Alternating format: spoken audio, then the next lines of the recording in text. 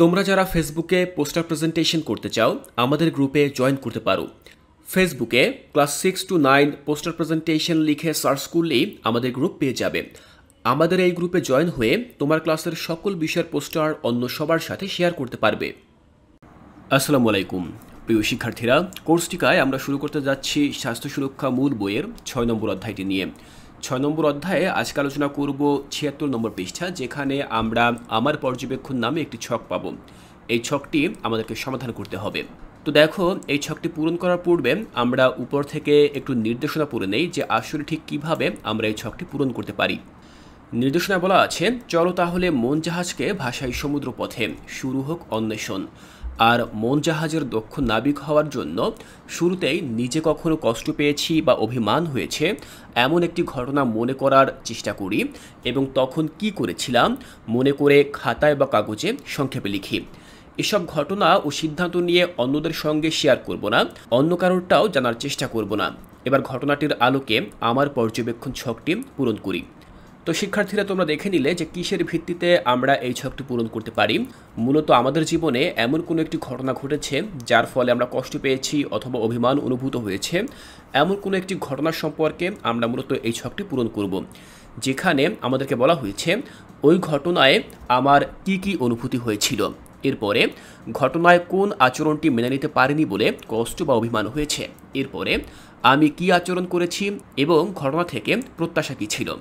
তো শিক্ষার্থীরা, তোমরা দেখে নিলে এই সকল প্রশ্নের উত্তরগুলো মূলত এই ছকের মধ্য দিয়ে আমরা দেব। তো চলো দেখে নিচ্ছি যে কিভাবে আমরা এই ছকটি পূরণ করতে পারি।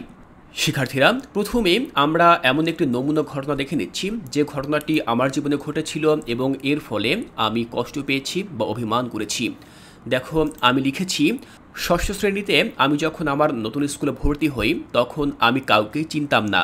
তখন কিছু দুষ্ট সহপাঠী আমাকে শ্রেণীর অন্যান্য সবার সামনে তাচ্ছিল্য করেছিল। এতে আমার খুব অপমানিত বোধ হয়েছিল।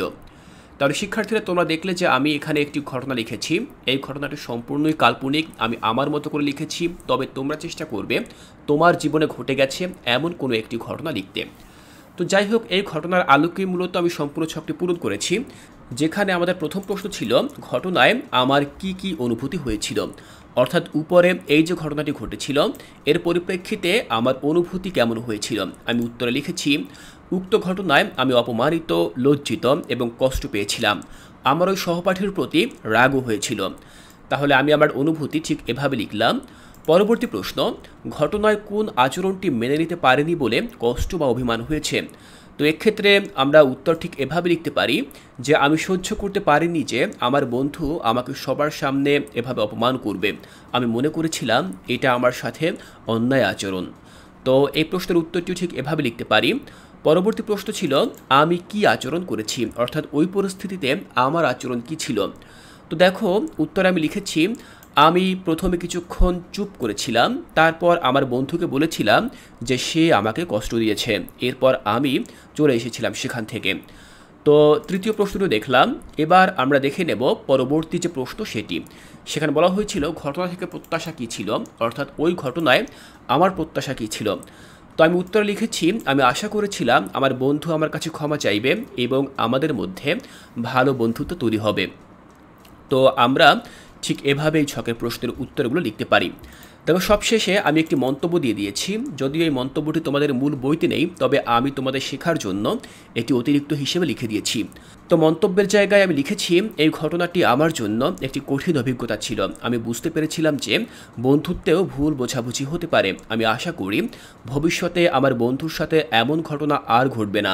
তবে আমি ভবিষ্যতে এমন পরিস্থিতিতে আরও সাহসী হওয়ার চেষ্টা করব। আমার মতামত স্পষ্টভাবে বলবো এবং আমার সাথে যদি অন্যায় আচরণ করা হয় তবে প্রতিবাদ করব। তাহলে শিক্ষার্থীরা, তোমরা দেখে নিলে যে কিভাবে সম্পূর্ণ এই ছকটি যেটি রয়েছে তোমাদের মূল বইয়ের 76 নম্বর পৃষ্ঠায় সেটি আমি সমাধান করে দিলাম। আমি আশা করছি এখান থেকে তোমাদের বুঝতে আর কোনো অসুবিধা নেই। এর পরবর্তী ক্লাসে আমরা চলে যাব আমাদের মূল বইয়ের পরবর্তী পৃষ্ঠায়। সেখানে আমরা আরও একটি ছক দেখব।